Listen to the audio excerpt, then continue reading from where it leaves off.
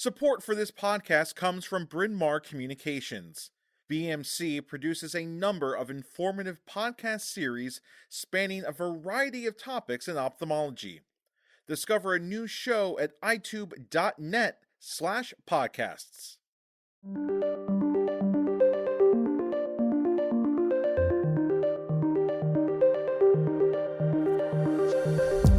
Hello, listeners. Thanks for finding your way to the Mod Pod, where selected authors from each issue of Modern Optometry read their articles here on this podcast, so if you're short on time and can't get through an entire issue, you don't have to miss out.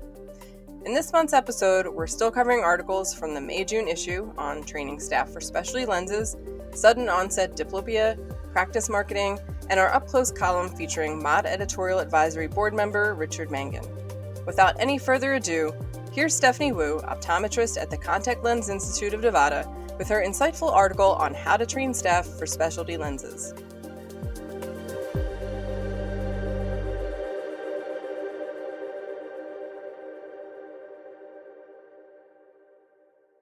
When I completed my cornea and contact lens residency, I was eager to start fitting specialty contact lenses.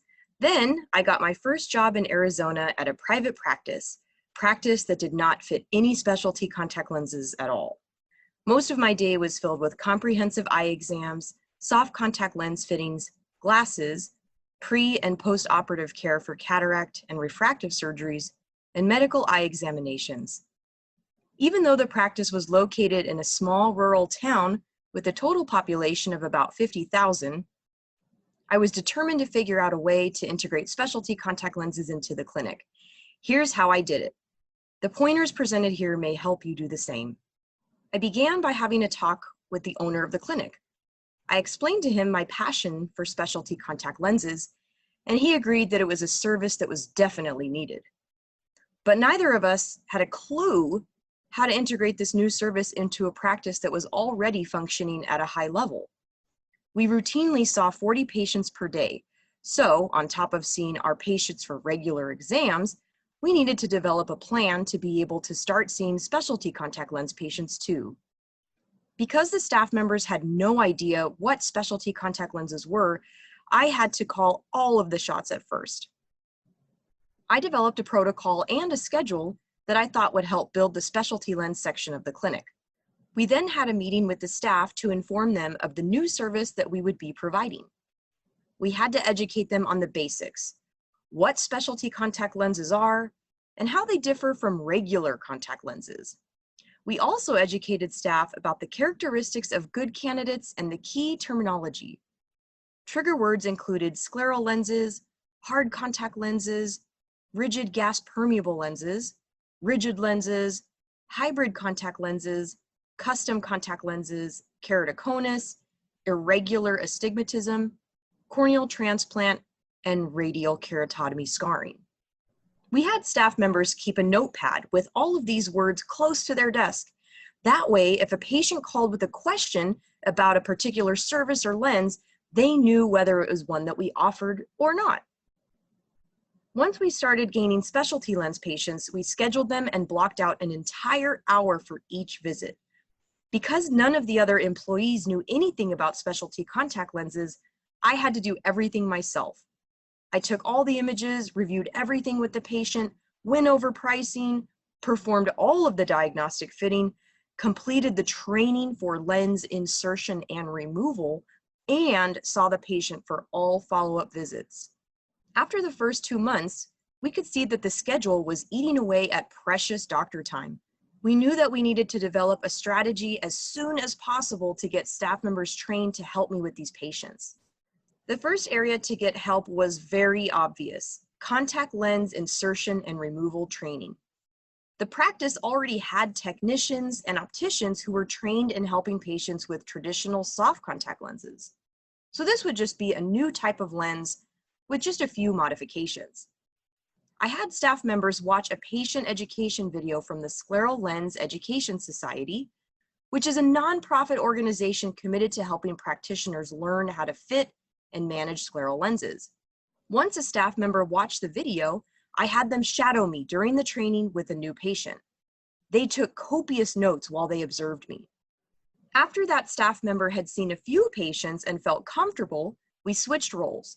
Now I was watching them complete the training with the patient and I was taking notes. Once the staff member and I felt completely comfortable, I let them take over all of the trainings.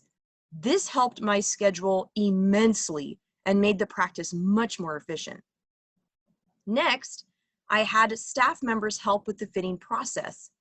I taught them how to read a diagnostic fitting set, and they learned what all of the numbers, abbreviations, and words meant. I had them write down all of the lens parameters while I inserted a lens on the patient's eye. Then I would have them scribe for me. I would call out what I was seeing, and they would write down everything in the fitting notes. They would clean and prepare the next diagnostic lens and help with other things such as turning the lights on and off and inserting fluorescein into the patient's eye. As staff members got more comfortable helping me with the lens fitting, I then trained them to help with specialty lens insertion.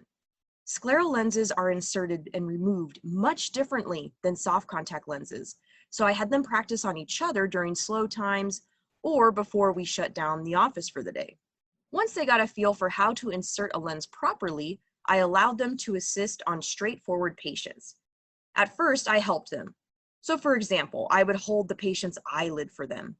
But over time, they were able to complete this scleral lens insertion process all by themselves.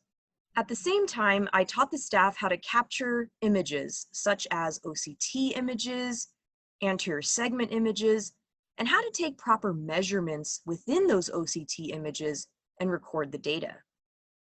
I showed them how to take images of the lens edge, and then we would review everything together. Because the technicians already knew how to operate so much equipment for all the other exams, this was pretty easy to teach them. As I got more comfortable with the technicians applying and removing lenses, I then moved on to selecting an initial trial lens based on the patient's topography, exam history, and overall eye shape. I would then tell the technician which lens to select, and he or she would insert the lens and complete all of the necessary training. Our exam flow is a lot more streamlined now that I have staff members who can help me. When a patient comes to our office for a consultation for a specialty lens, the technicians perform all of the testing that is dictated in my specific protocol. Then I review all of the information with the patient and present all of their options. Once they have selected the type of fitting, we schedule them for a separate visit. When the patient returns, the first diagnostic lens is applied by the technician, who then performs all of the necessary testing. I come in at the end. I perform an over-refraction, I examine the lens at the slit lamp, and if everything looks fairly good, I take all of the information, imaging, and consult with the laboratory to get the final lenses ordered. When the lenses arrive and the patient comes in for their dispense, a staff member applies the lenses, checks the patient's vision, and performs all necessary testing. I come in and check the lens fit, and if everything is acceptable, the patient and the staff member then proceed to the insertion and removal training. The patient comes back again 2 weeks later, at which a staff member will check the vision and perform all of the testing. I will perform an over-refraction, look at the lenses, and make any necessary adjustments. Even if your staff members have no idea where to start with specialty lenses, it is quite easy to teach them. You just have to be committed to having them observe you or take the time before or after hours to educate them and have them practice on each other. They are fully capable of learning and they love to help. I have streamlined the specialty lens fit in our practice from having no help at first to now having so much help that I am barely a part of the process. If you have staff members who are motivated and you really want to incorporate specialty lenses into your practice, even if you are starting from zero, it is entirely possible to eventually have them helping you with most of your patients. As Dr. Wu succinctly described, staff can help with many aspects of the specialty lens fitting process, even if you are starting from zero. So if you want to offer these lenses in your clinic but are worried you don't have enough bandwidth, now you know you can train your staff to help out. Who doesn't find a complex case interesting? Molly Ann Clymer, an optometrist at the May Eye Care Center and Associates in Hanover, Pennsylvania, has an interesting one for us, specifically an unusual sudden onset of diplopia. Let's take a listen.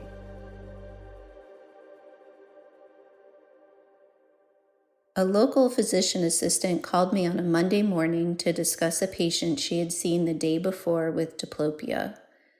At first, I assumed this would be the usual, an older patient with an ischemic-induced nerve palsy. I quickly learned this was not the case when the caller explained that the patient was 43 years old, describing an acute onset of vertical diplopia for 4 days. I welcomed his urgent evaluation to our office that morning. The patient described a medical history including seasonal allergies and an unremarkable ocular history. He reported taking no systemic medications and had entering uncorrected visions of 20/20 of the right eye and 20/25 of the left eye. Confrontation visual fields were full to finger count in both eyes, and extraocular muscle movement showed no restriction in any position of gaze. The distance cover test showed a constant right hypertropia in primary gaze with reports of vertical diplopia. The diplopia corrected with 2 prism diopters of base down prism in the right eye in primary gaze. The Parkes 3-step testing revealed diplopia, worse in left gaze and right shoulder tilt. This testing confirmed involvement of the right superior oblique muscle. Color plates were normal, with the patient correctly identifying 12 out of 12 plates in each eye. The pupil diameter was 6 millimeters in each eye in dim lighting, with very minimal to no response to light. My initial thought was that the technician must have already dilated the patient prior to me entering the room, but after confirming no drops were used, it was obvious to me that the patient's pupils showed little response to light. I then evaluated the patient's response to a near accommodative target, which showed a very abrupt, brisk reaction. The anterior segment examination revealed a small pterygium in the right eye and unremarkable findings in the left. Posterior segment examination was unremarkable with minimal cupping of both optic nerves. I think optometrists are accustomed to seeing the vast majority of our patients with normal pupillary reactions to light. When I observed the patient's lack of pupillary response to light, I assumed it demonstrated a bilateral light-near dissociation. Far from common, but quite attention-grabbing, light-near dissociation is the way to describe a patient who shows an intact, near, accommodative pupillary response with lack of normal pupillary light response. I recalled a short list of differentials to consider when observing light-near dissociation. Keeping the light-near dissociation in mind, I also had to remember the patient did not present with complaints of a pupillary issue, but rather the diplopia. The Parkes 3-step testing isolated the superior oblique muscle of the right eye. The superior oblique muscle is innervated by the right, in his case, the right fourth trochlear nerve. This case was demonstrating not only light-near dissociation, but also a right fourth trochlear nerve palsy. Commonly considered differentials of a fourth nerve palsy include a congenital decompensated palsy, an acquired palsy from ischemic risk factors, a traumatic palsy, or a structural lesion affecting the pathway of the fourth nerve. The trochlear nerve has the longest course of all the cranial nerves. The 4 potential structural lesion locations are the midbrain, subarachnoid space, cavernous sinus, and the orbit. I was most suspicious of a structural lesion considering the patient's clinical presentation of light-near dissociation and fourth nerve palsy. I knew that neuroimaging would be the most appropriate next step, so I ordered a stat MRI of the brain with and without contrast. I typically like to include specific instructions to the radiologist to pay close attention to the dorsal midbrain region. I also ordered basic lab work, including a CBC, complete blood count, an RPR, an FTA ABS, and Lyme titer. The patient had an immediate MRI of the brain with and without contrast, and the results were available the next morning. The radiologist included the MRI impression to read, enhancing mass centered in the pineal gland, mass effect on the tectum is likely. This typically causes Parinod syndrome, also known as dorsal midbrain syndrome. The tumor measured 1.1 by 1.1 by 0.9 centimeters in size. This most likely represented a pineocytoma with no evidence of aqueductal closure or hydrocephalus. No evidence of white matter lesions to suggest multiple sclerosis. A few days later, the lab results showed a normal, complete blood count, a negative Lyme titer, a non-reactive RPR, and a non-reactive FTA ABS.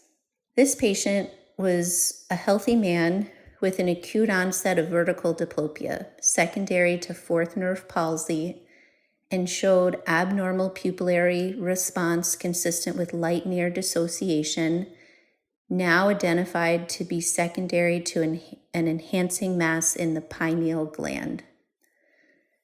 I previously had no experience with this diagnosis, and I knew that the patient most likely needed an urgent neurosurgical evaluation. Our practice is fortunate to have a close working relationship with a neuro-ophthalmologist colleague who commonly works with local neurosurgeons. Our colleague saw the patient urgently, confirmed my findings, reviewed the MRI results, and was able to schedule him with a neurosurgeon at a large university within a few days. The neurosurgeon performed a lumbar puncture that showed normal findings without abnormality of the cerebral spinal fluid and elected to conservatively monitor the patient. At the 1-month follow-up appointment, the patient interestingly reported less symptomatic diplopia, and he was scheduled to have repeat neuroimaging in another 6 months. Repeat neuroimaging in 6 months showed the pineal gland tumor very similar in size and configuration to the baseline imaging, with no change in appearance or enhancement. The patient reported being asymptomatic, and therefore no further intervention was recommended at the time. Unfortunately, the last correspondence on this patient was received 3 years ago, and he has now been lost to follow-up. The pineal gland is a small gland located in the midbrain and attached to the roof of the third ventricle. The superior colliculi of the midbrain are in close proximity to the pineal gland. Melatonin production is the primary function of the pineal gland. A pineocytoma is a rare, usually slow-growing tumor of the pineal gland that uncommonly spreads. The tumor arises from cells of the pineal gland, and the ideal treatment for pineocytoma is usually neurosurgery to remove the tumor. The location of these tumors is deep in the brain, making surgical removal difficult. In the case of our patient, it appears obvious that the neurosurgeon weighed risk versus benefit of surgery and opted to observe when the patient reported being less symptomatic. Dorsal midbrain syndrome, also referred to as Parinod syndrome, is a result of lesions affecting the dorsal midbrain region. This syndrome can occur in the setting of tumors, demyelination, inflammation, infection, trauma, hydrocephalus, arterial venous malformations, infarction, or hemorrhage. Tumor causes are more common in younger patients, and vascular changes are more common in older patients. Light near dissociation is explained by differences in the pupillary light and accommodation reflexes. The pupillary light reflex pathway begins with afferent pupillary fibers traveling from the retinal ganglion cells through the optic nerve, optic chiasm, and optic tract. They join the brachium of the superior colliculus and travel to the pretectal area of the midbrain, which sends fibers bilaterally to the efferent Edinger-Westphal nucleus. Efferent pupillary parasympathetic fibers leave the Edinger-Westphal nucleus and travel on the oculomotor nerve to synapse in the ciliary ganglion, which sends axons in the short ciliary nerve to innervate the iris sphincter. The accommodation pupillary reflex starts similarly to the light reflex pathway, originating in the retinal ganglion cells and traveling through the optic nerve, optic chiasm, and optic tract. It diverges when most of the fibers synapse in the lateral geniculate nucleus of the thalamus. Neurons then carry the impulses through the optic radiations to the visual cortex. Impulses from the visual cortex travel to the prefrontal cortex, with fibers then reaching the midbrain. Fibers there synapse with the oculomotor nucleus and Edinger-Westphal nucleus and complete the same course as the light reflex pathway to produce pupillary constriction. This patient's pineocytoma acted as a structural lesion, produced his light-near dissociation due to damage to the pretectal and Edinger-Westphal nucleus. Compression resulted in loss of parasympathetic innervation to the iris sphincter, inhibiting the pupil's ability to respond to light. The pupillary light reflex nuclei are believed to be more dorsally located, making them more sensitive to compression. The pineocytoma also caused compression to the fourth nerve as it traveled through the midbrain, producing the vertical diplopia. Cases such as this one remind me to expect the unexpected. Acquired diplopia is not always going to be ischemic, age-related, congenital, or even traumatic in nature.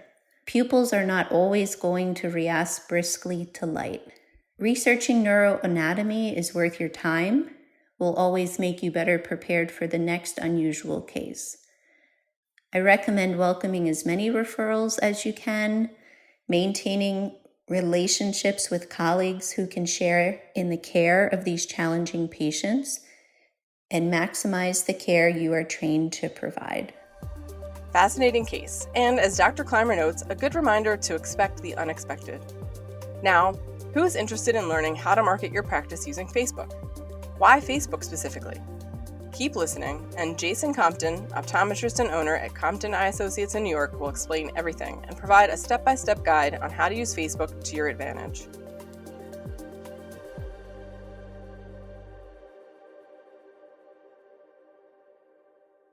Support for this podcast comes from Bryn Mawr Communications.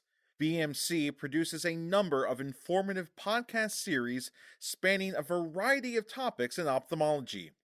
Discover a new show at itube.net/podcasts. We optometrists spend a lot of time educating ourselves about new procedures, new technology, and improved techniques. In the end, it's all for one purpose: bringing new services to our patients. Unfortunately, the educational piece is not enough. In order to be successful practitioners, we need an effective marketing platform in order to engage and retain new patients. As marketing continues to shift from traditional paper, things like yellow pages, newspapers, to online media, things like Facebook and Instagram, practitioners need to adapt and evolve to remain visible in a saturated online market. Regrettably, Offering a great product or service is no longer enough to find and keep patients. With the countless disruptors in our industry, we have to do more to break through and stand out. This may seem a bit overwhelming for the practitioner without $1 million marketing budget, but fortunately, online social media platforms can help business owners reach large audiences effortlessly, effectively, and economically. I'll explain how to take your contact lens practice to the next level with a small budget and careful planning. It's important to understand the various social media platforms when you decide to get started with online marketing. Success can be found with many different networks. Pinterest holds 250 million monthly active users. Twitter averages 6,000 tweets a second. And platforms such as Instagram, Snapchat, and TikTok surpass the 1 billion user mark on a monthly basis. But who is the biggest player of them all? Facebook. Facebook leads in both the number of active users and time spent on the platform. That doesn't guarantee, however, that your marketing efforts will be successful there. In order to get the attention of an audience, we have to play the marketing game. Fortunately, Facebook supplies us with multiple tools to win at that game. The best way to understand how to use Facebook effectively for your practice is to start by thinking about how you use Facebook on a personal level. Think about it. Do you follow your dentist or primary care doctor on social media? Most likely not. Facebook is designed to connect you to things that may be potentially interesting. For some, that's connecting with long-lost family or friends. For others, it's keeping up with fashions, tech devices, or the news. To achieve a successful Facebook campaign, we have to pull the user away from those things. This is done through something we call distraction marketing. We need to become that shiny little object that catches their attention. You may think, the average person is not interested in the benefits of specialty contact lenses, no matter how I present it. I beg to differ. Follow me as I create a simple campaign around myopia management while also tapping into potential patients' interests. The power behind Facebook marketing has everything to do with the information the company collects about its users. Facebook not only tracks a user's demographic information, like age, gender, things like that, it also collects financial status, where one went to school, political affiliations, websites visited, the list goes on and on and on. Now, this can be scary for some users, but for a marketer, this is amazing. I'll show you how to apply this feature in your marketing platform for myopia management. But first, make sure you have a Facebook business account. Once you log into your business account, you can promote your content. Facebook offers several marketing goals, but for the purpose of this tutorial, let's focus on get more bookings. After opening this section, you can create your ad. You can write your message, post a picture, and set the location of your audience. But for the purpose of this podcast, I really want to dive into what we call targeting. Now, as I mentioned earlier, we use distraction marketing to grab the user's attention. We do this by taking advantage of what we know about their interests. Here's how we can use the data that Facebook collects about us to promote our myopia management practice. Within the ad creation section, there's an area called audience. I want you to go ahead and find that once you log in.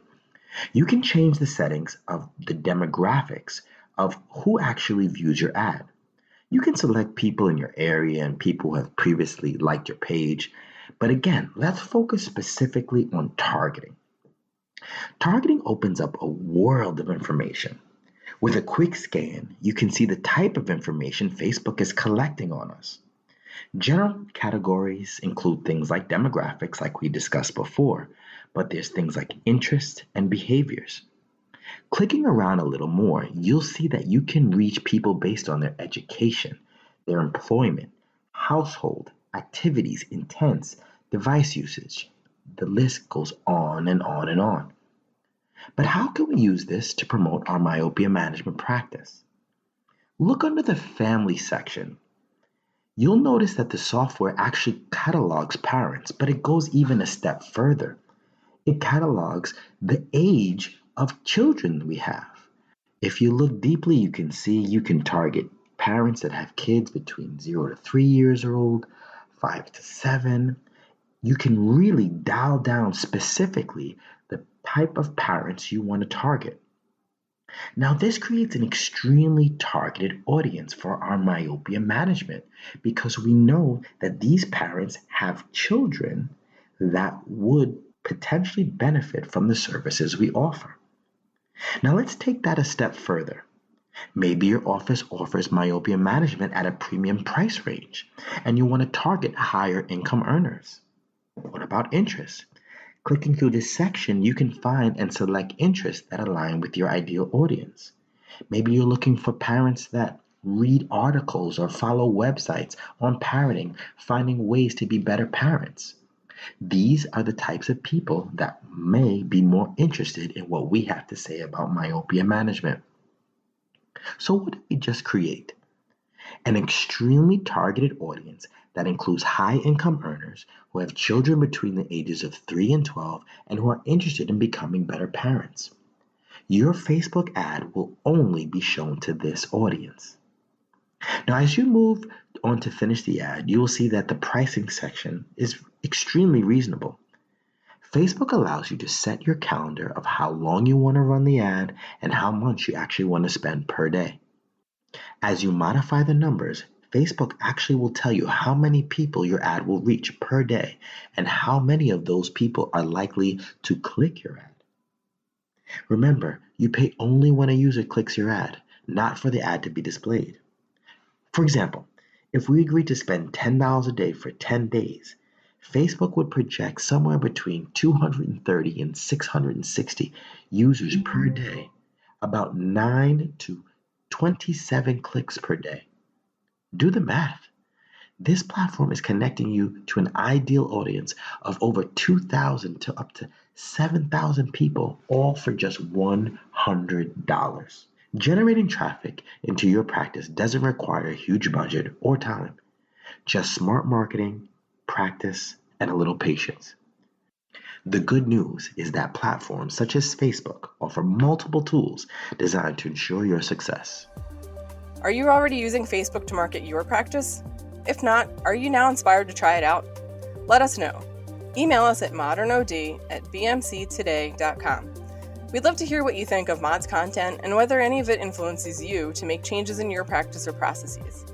We're down to the last segment of the episode, our Up Close column with Richard Mangan, who is assistant professor and clinical faculty at the University of Colorado School of Medicine, Department of Ophthalmology in Boulder, Colorado, and a member of Mod's editorial advisory board. Mod's associate editor, Katie Herman, has a few questions for him. Let's find out what interested him most about following a career in optometry, what technological advances he finds particularly exciting, and whether any of Dr. Mangan's children intend to follow in his footsteps.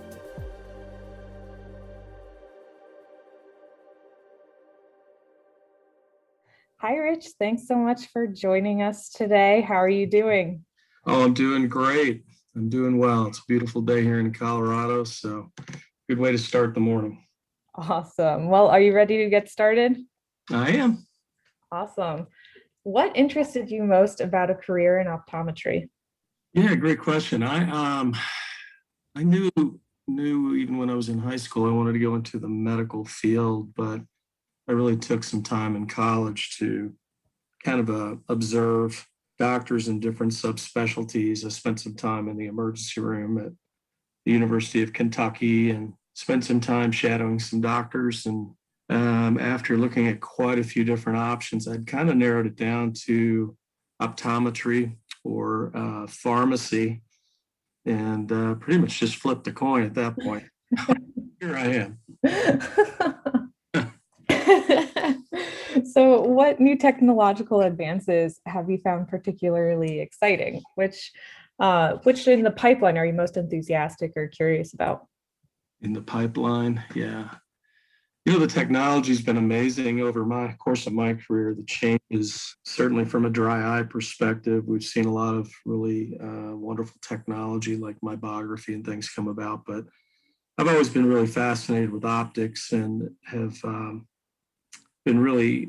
I've really enjoyed working with a lot of the implant technology, and there's so so many, I guess, well-designed implants these days compared to when I started. It's really exciting technology to work with. What advice do you have for someone just starting out who wants to get involved in the profession? So I guess the first thing would be kind of decide how you want to get involved. For some, it's more along the medical side. For some, it's more the political side. But whatever fits your personality and goals best, just let it be known. Make it known to some of the key opinion leaders around you, and then try to be patient as those opportunities develop, and they will develop, especially if you have a true interest. Mm-hmm. Get to a point where you have to learn to say no. So be patient. It will come. That's great. What lessons has your work life taught you? I think it's, most of us are who get to this level, get a professional degree. They're very driven people and people that are very goal oriented. And that's a great thing, a great attribute. But for me, I know personally, I had to learn how to really work on balance and not let work take over. That was a struggle early on, but I think I've gotten a lot better about it. So that's what I would encourage for others: is just make sure you carve out enough time to smell the roses and enjoy the accomplishments you do achieve. Yeah, work-life balance is always a tough one to figure out. Can be. Are any of your children interested in a career in optometry? As a father in the medical profession, are there particular values that have been important for you to instill in your son and daughters? Well, to date, no, none of my children expressed an interest in eye care. I'm not sure how to take that, but no, I've my oldest daughter's in her second year of college, and she's interested in becoming a nurse. My son is interested in a trade, and so he's working toward that. And then my youngest daughter, who will be a senior in high school, has expressed an interest in either medical school or she's mentioned being a nurse anesthetist. So yeah, we'll see. We'll see how it plays out. And as far as values, I just it's so funny. I have 3 kids that are within 4 years of age. I mean, relatively close together, and it's really fascinating to see how different their personalities are, and core values are a little bit different. I don't know how much of it's I've instilled or them being around good role models. They're certainly active in our church, so their faith is strong, and so all of the things I think are helping them shape them into being very special people. Yeah, that's great. It's always so cool to see their different personalities. I have a young daughter, and she's turning 2 in August, so her personality is still starting to show. Yeah, that's such a wonderful age. Yeah, I remember at one point we had all 3 kids were in car seats. So thank God for minivans. Yeah, exactly. So a little fun fact about you handcraft tobacco pipes. How did you get into that?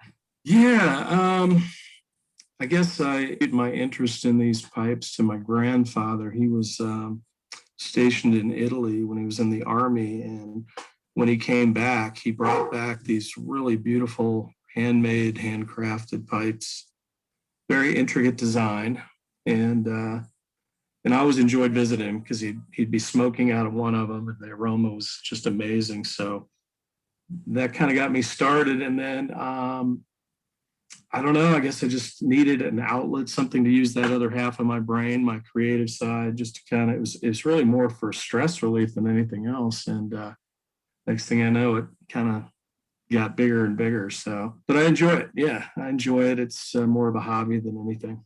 Do you, how often do you make them? Well, there was a period of time where I was working on a pipe, 3-4 days a week in my spare time. But then I realized I had about 100 pipes in my my room, and I said, "Ooh, maybe I should. I got to figure out what to do here. Do I sell them or just keep going?" So but it kind of ebbs and flows. And of course, life gets in the way and kid activities and all that stuff. But it's not uncommon for me at least a couple days a week to at least sit out and enjoy one and just relax out on my porch. That sounds great. Yeah. Well, thank you so much, Rich, for joining us and being our up close feature this month. It was great speaking with you.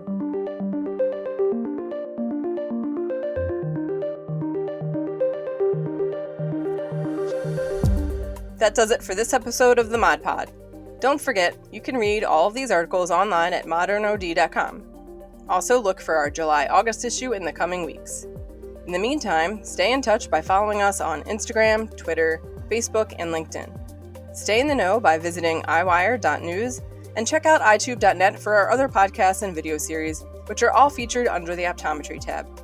Meet you back here next month.